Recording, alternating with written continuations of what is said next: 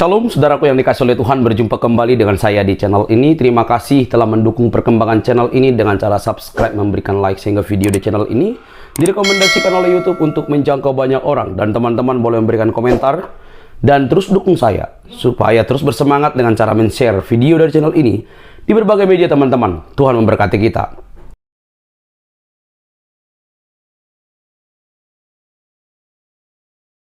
Nah, bagaimana videonya teman-teman? Kita lihat dulu baru kita berikan komentar ya teman-teman. Ini dia teman-teman videonya.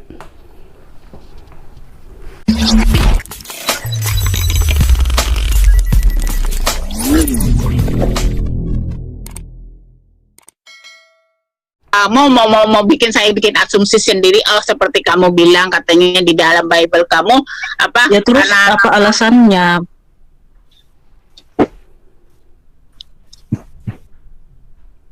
dibilang kalau nggak ada Al-Quran alasan, kamu tanya lagi, kamu Terus berarti asal iman kan gitu Pak? Kamu tanya lagi gimana sih kamu, nyambung nggak sih otak kamu itu?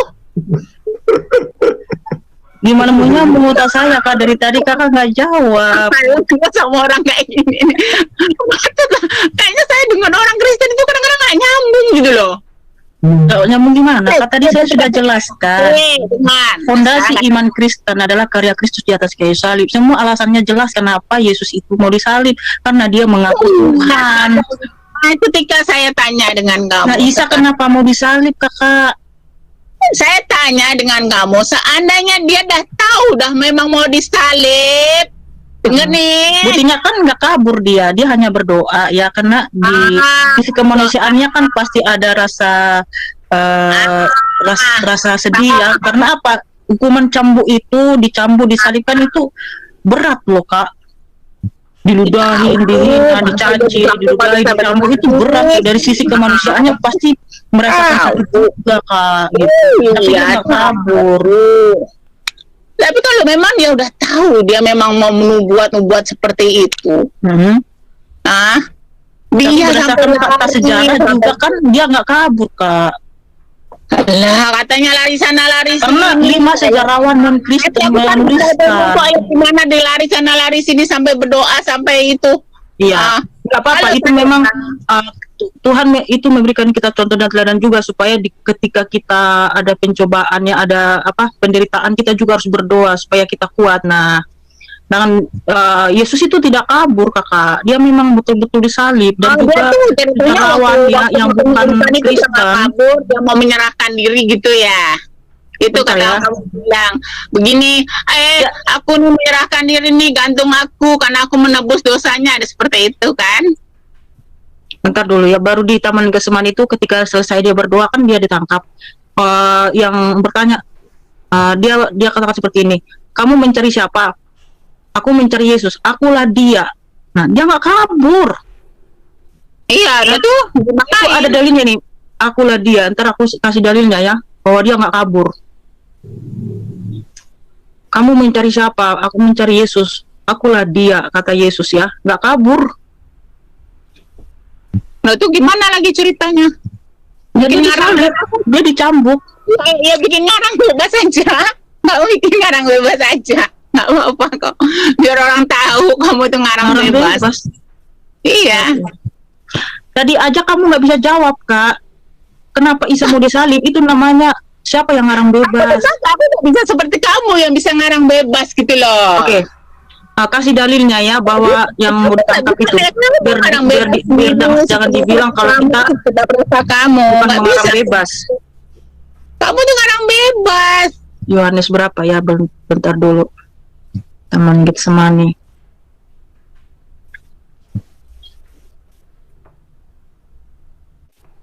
Bahkan sejarawan yang non Kristen menuliskan bahwa Yesus disalib. Itu ya sejarawan berdasarkan fakta sejarah. Oke. Kamu sekarang cari ayat kamu tuh. Kita main logika dulu sebentar.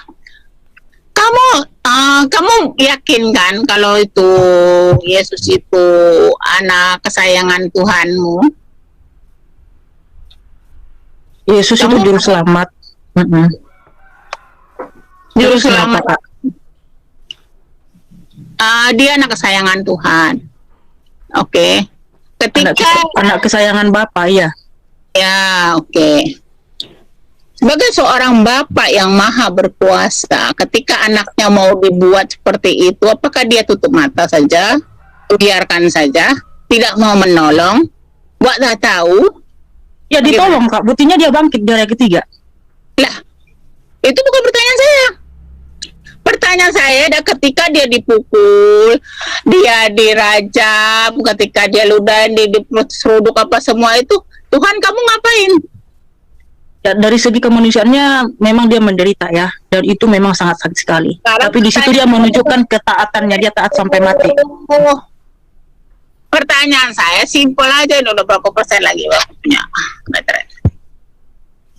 Ketika dia lagi disiksa, lagi seperti itu, Tuhan kamu lagi ngapain? Dia diem aja, nggak mau nolong.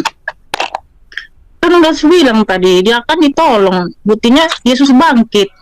Kan itu keajaiban, itu kemenangan Kakak. Itu bukan pertolongan, itu tidak terlambat. Penolongannya yang kita sudah dipatahkan. Oh, lambat sudah nolongnya. Kalau udah diremek-remek seperti itu sampai digantung sampai di itu, baru 3 hari dibangkitin itu namanya pertolongannya sudah terlambat. Itu yang nggak masuk logika, nggak bisa berpikir akal. Ya, memang dia disalib Kakak, ya kan, dan ajaibnya di hari ketiga dia bangkit loh Kakak, itu kemenangan kita Kakak, bahwa nanti kita akan dibangkitkan di hari kiamat. Iya, berarti itu ke pertanyaan saya, kalau seandainya pakai logika kan, memang Nabi Isa itu yang disayang. Sekarang gini, kalau Kakak mau pakai logika, diam dulu. Nggak mau lift pula, salah Bukan. Kalau Kakak mau pakai logika ya, mana yang masuk akal Kak? Yang menceritakan, yang menuliskan kejadian saat itu adalah murid-murid Tuhan Yesus, ya, bahwa Yesus disalib. Kemudian ucuk-ucuk 1 ayat 600 kemudian Yesus tidak disalib. Pikir secara logika. Oke, secara logika. Padahal 600 tahun kemudian ya, bukan pula dari bangsa Israel. Iya, oke. Waktu penyaliban itu anak murid Yesus itu pada ngumpul apa? Pada lari kabur? Ada juga murid-muridnya di situ ya, Yohanes dan murid-murid yang lain. Karena murid Tuhan Yesus itu bukan hanya 12, masih banyak. Jangan kamu bikin cerita bebas aja. Semua tak ada satupun di sana, semua pada kabur. Kamu nih terlalu banyak ngarang bebas sih. Aku lihat di TikTok kamu itu terlalu ngarang bebas banget sih. Bu Yuni itu baca, Bu Yuni semuanya nih tuh. Yesus tuh begitu ditangkap kagak kabur tuh Bu Yuni. Baca. Tuh bahkan Yesus bilang ya, atau kau sangka bahwa aku tidak dapat berseru kepada Bapakku supaya ia segera mengirim lebih dari 12 pasukan malaikat membantu aku. Tetapi Yesus enggak mau, karena dia menyerahkan diri. Bu Yuni, tuh baca Bu Yuni. Oh Bu Yuni, jadi nomor berapa? Dari atas aja Bang, dari atas aja Bang. Dari berikut ya, dari atas ya. Dari atas aja. Dan segera ia maju mendapatkan Yesus dan berkata, "Salam Rabi," lalu mencium dia. Tetapi Yesus berkata kepadanya, "Hai teman, untuk itukah engkau datang?" Maka majulah mereka memegang Yesus dan menangkapnya. Tetapi seorang dari mereka yang melihat Yesus mengulurkan tangannya, menghunus pedangnya dan memetakan. Yang bagus bacanya Kak. yang bagus tuh Bu Yuni, yang bagus kata kami, karena tuh pelan-pelan. Ya udah, karena bacalah yang bagus. Yang Kakak yang bagus lah bacanya. Ya. Yuni aja yang baca. Ya udah, suruh baca, ini suruh aku baca. Ya mulai Bu Yuni. Ya biar jangan bilang ngarang-ngarang, baca aja. Ayat 51 Bu Yuni, lanjut. 51. Tetapi seorang dari mereka yang Tapi seorang dari mereka yang mencari Yesus mengulurkan tangannya, menghunus pedangnya dan menetapkannya kepada hamba imam besar sehingga putus telinganya. Maka kata Yesus kepadanya, masukkan pedang itu kembali ke dalam sarungnya, sebab barang siapa yang menggunakan pedang akan binasa oleh pedang. Atau kau sangka bahwa aku tidak dapat berseru kepada Bapakku supaya ia segera mengirim lebih dari 12 pasukan malaikat membantu aku. Jika begitu, bagaimanakah akan digenapi yang tertulis di dalam kitab suci yang mengatakan bahwa harus terjadi demikian? Pada saat itu Yesus berkata kepada orang banyak, sangkamu aku ini penyamun, maka kamu datang lengkap dengan pedang dan pentung untuk menangkap aku. Padahal tiap-tiap hari aku duduk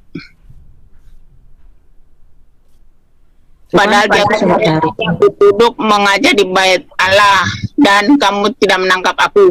Akan tetapi semua ini terjadi supaya genap apa yang tertulis dalam kitab-kitab nabi-nabi. Lalu semua murid meninggalkan dia dan melarikan diri. Makan muridnya lari semua. Ya, kamu tadi jangan kesana kesini dulu karena kamu bilang Yesus kabur. Di sini Yesus nggak kabur tuh, makanya jangan fitnah kakak. Iya, katanya dia kabur sampai Bertobat kakak. Ini Matius ini siapa yang nulis? Dia harus dicari juga penulisnya, datang dari mananya. Wah, kabur lagi nih Bu Yuni yang kabur nih. Bu Yuni yang kabur nih, jangan lari ke situ dulu. Iya, orang katanya kabur sampai ke sana ke sini, sampai dicari sana cari sini, sampai dia suruh muridnya muridnya jaga-jaga karena dia ketakutan. Mana tadi ayatnya kan udah dibaca Bu Yuni. Sangkamu Masalahnya saya nggak tulis lagi itu ayatnya di Bible itu. Nih Bu Yuni udah tiap hari Kan Mama Mikana belum selesai. Apa sudah selesai? belum. Ya lanjutkan, saya ingin ayat. Coba Bu Yuni yang bilang Yesus kabur, ayatnya kasih tunjuk dong. Nanti deh. Biasa mereka itu fitnah mulu dan Yesus kabur. Orang nggak. Iya, pokoknya kan Udah aku ya aja kak, kalian itu suka asumsi, suka ngarang bebas ya, tapi membalikkan ya, itu namanya lempar batu sembunyi tangan. Nah, yang terakhir itu katanya betul kan anak muridnya lari semua kan? Ya nggak apa-apa kak, kalau kakak bilang tadi ya Yesus kabur ya, itu sebenarnya fitnah, tapi nggak apa-apa, aku mengampunimu, aku mengasihimu. Oh baik betul tuh Kak Mikana sama Bu Yuni. Bu Yuni bisa ngampunin nggak? Itu Mikana itu bikin cerita aja, nanti aku cari sebetulnya ceritanya sebenarnya. Orang dibilang Yesus tuh lari-lari kok, kabur-kabur sana kabur sini. Itu si Mikana ini bikin ngarang bebas aja. Ya nggak apa-apa kak, terima kasih, Tuhan Yesus mengasihimu. Ya udahlah, nah ya, nggak usah ngoceh lagi ya, sambung yang lainnya. Oh, terima kasih ya Bu Yuni ya. Oke Bu Yuni. Oh Bu Yuni jadi ngikutin terus Bu Yuni TikToknya si Kak Mikana. Aku punya TikTok aja nggak punya nggak. Itu bisa tahu dari mana? Dari itu aja, dari siapa? Kalau udah update itu di channel lain udah di update. Di channel lain, channel apa? Channel apa ya? Oke teman-teman, kita tutup deh ininya ya.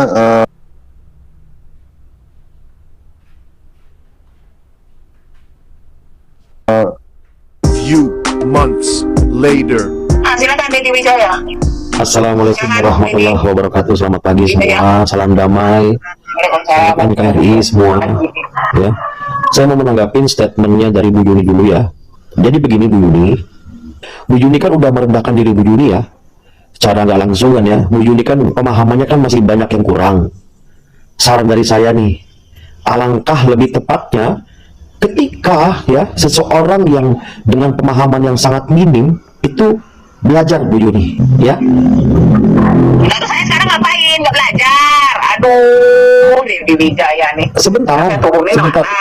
Jadi saya ngapain di sini? Lah saya kan memberi Ya, kalau tanggapan. kamu mau suruh saya belajar di rumah, ya sebentar. Kalau saya suruh saya belajar rumah, berarti main TikTok, itu kamu itu udah bilang, saya bilang, kamu itu nggak bisa ngajasi saya, nggak boleh kayak begitu.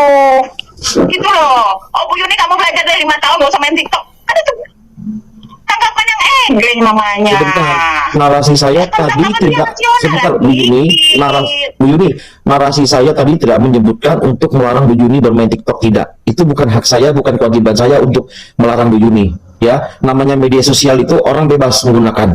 Jadi saya nggak melarang dalam hal itu ya. Saya hanya menganjurkan Bu Yuni untuk belajar. Kita sama-sama belajar. Saya pun masih banyak belajar Bu Yuni ya. Saya tegas di sini. Oke, saya mau nanggapin pernyataan Pak John Timothy. Pak John Timothy mengatakan mengatakan banyak buku-buku tentang hadis tentang apa. Itu buku dibaca atau dipajang? Itu dia. Oke. Ya di koleksi, makanya saya bilang tadi Deddy Wijaya, mereka itu bukan orang bodoh. Sebentar. Mereka itu bukan orang bodoh-bodoh juga. Mereka tuh belajar seperti hanya orang Islam juga mempelajari Bible, mempelajari namanya Yunani, Aramaik. Mereka itu juga bukan orang bodoh-bodoh. Kita pun harus akuin seperti itu, Deddy Wijaya. Yuni, saya mereka juga pinter. Mereka juga ada gelar. Makanya sebentar, jangan potong dulu. Saya belum clear ini. Jangan potong saya dulu. Saya belum clear. Saya tidak mengatakan mereka bodoh. Kamu seolah-olah mau dipajangan. Kan itu namanya, aduh ya silakan. Nah, ini kan pertanyaan wajar dong saya bertanya. Itu yang dikatakan Pak John Timothy itu dibaca atau dipajang? Itu saya menanggapi lagi ahlul kitab ya. Bahlul ini. Oke, saya jawab ya. Oke, saya jawab. Jadi sama John Timothy. Lanjut John, jangan panas kepada saya John. Jangan panas kepada saya. Enggak, kamu punya kuping enggak? Punya. Kupingnya Udah lanjut ke substansi aja, jangan kemana-mana. Lanjut. Saya bilang saya membaca dan saya belajar, oke, mengenai bahasa Arab. Apakah Anda tahu ada web dari Quran yang bernama Korpus Quran yang membahas kata demi kata artinya apa, juga perubahan-perubahan di katanya. Oke, mengenai soal ayat-ayat Al-Quran. Saya tanggapin. Apakah ustadz Anda lebih hebat daripada penulis penafsirnya? Oke, saya tanggapin ya. Anda itu mempelajari itu benar-benar mempelajari atau bagaimana? Sekarang kalau Anda benar-benar mempelajari, setidaknya Anda mengerti bahasa Arabnya, bahasa aslinya ya, bukan terjemahan di situ ya. Kalau Anda benar-benar mempelajari, Anda pasti tahu bahasa aslinya, teks aslinya, bukan terjemahan. Sebentar dulu. Mempelajari daripada orang lebih pintar dari kamu, Dedi. Sebentar dulu. Kamu lebih mempelajari daripada kamu. Tiba-tiba kamu mau hantar mereka harus bisa bahasa Arab, harus bisa tajwid, yang nggak bisa kayak gitu, Dedi. Kamu pun harus terbuka dong. Mereka mempelajari daripada ulama-ulama yang lebih pintar dari kamu. Ngerti nggak kamu? Kalau kamu paksakan mereka harus bisa bahasa Arab, bisa tajwid, ya kamu itu konyol, itu namanya. Nanti kalau mereka katakan, Dedi kamu bisa nggak bahasa Yunani? Kamu bisa nggak bahasa Aramaik? Gimana sebentar kamu ya. jawab, Dedi? Saya bicara sama Pak John Timothy, kenapa Bu Yuni kepanasan gitu loh. Sebentar, ini saya berbicara dengan Bu Yuni seakan-akan saya berbicara dengan Kristen gitu loh. Seakan-akan saya berbicara kepada Kristen ketika berbicara sama Bu Yuni gitu loh. Bu Yuni kan seorang muslimah kan? Bu Yuni seorang muslimah kan? Bu Yuni kalau seorang muslimah, jangan memposisikan diri Bu Yuni seperti layaknya orang-orang kafir ya. Di sini saya keras dan tegas. Seakan-akan saya berbicara. Justru saya di sini ingin mencerahkan. Justru saya di sini ingin mencerahkan ya, mencerahkan kalian di sini. Mencerahkan, Anda mulai menghakimi. Bukan menghakimin. Saya belum ke poin ini. Orang yang mendengarkan yang mau bersikap fair play, Anda mulai menghakimi nada bicara.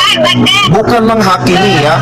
Ini sulit ketika berbicara dengan Bu Yuni, seakan-akan saya berbicara kepada seorang Kristen gitu loh. Posisi Bu Yuni di sini di mana? Saya pengen tahu jelas. Kamu itu menganggap saya ini terlalu memihak mereka tanpa kamu mau membuka cakrawala berpikir kamu gitu loh, Didi. Oke, saya kalau sebentar. Cakrawala berpikir kamu. Ya aku ini bukan Kristen, tapi aku ini mencari sesuatu untuk kamu berpikir. Oh begitu, oh begini. Itu kalau ketika saya berkata itu seolah saya memihak Kristen, padahal apa yang saya katakan adalah benar. Coba kamu buka dulu cakrawala berpikir kamu. Saya udah bilang mereka tuh belajar, Timothy, belajar daripada orang-orang yang pintar, lebih pintar dari kamu. Coba kamu bisa balas data mereka dengan data yang kamu ada. Bu Yuni, saya tidak mengatakan Bu Yuni ada di pihak mereka ya. Perlu dipahamin di sini. Perlu diluruskan ini. Saya tidak mengatakan tadi satu kata pun saya tidak mengatakan Bu Yuni ada di pihak mereka ya. Saya mengatakan ketika saya berbicara dengan Bu Yuni seakan-akan saya berbicara dengan seorang Kristen. Nah, pertanyaan saya berbicara dengan Bu Yuni. Ya, boleh tanggapin dulu nggak si Dedi ini tadi ya? Ya, oke, gua tanggapin singkat aja ya. Gini, runyin di mute aja. Waktu yang Tuhan beri hidup ini hanya sekarang.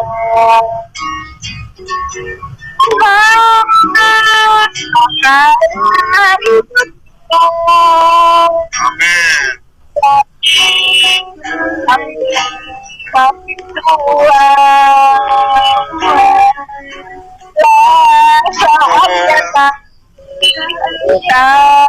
beraya lagi kita jadi bertahan.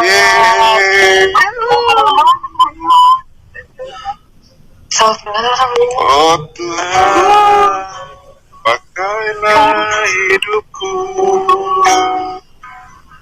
selagi aku masih kuat. Bila saat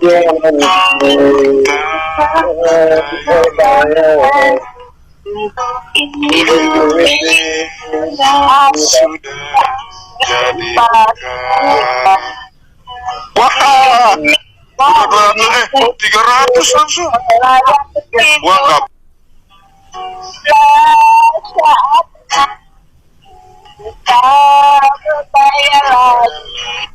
hidup ini sudah lewat. 317.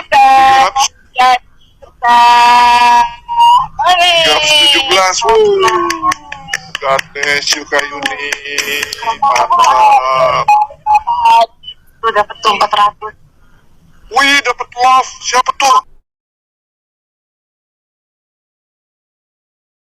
Teman-teman dikasih oleh Tuhan, semoga ini memberikan kita wawasan supaya kita lebih lagi belajar untuk memahami keyakinan kita masing-masing. Oke, sampai di sini teman-teman video saya. Jangan lupa ya untuk mendukung saya dengan cara subscribe, like, comment, dan share. Bye-bye.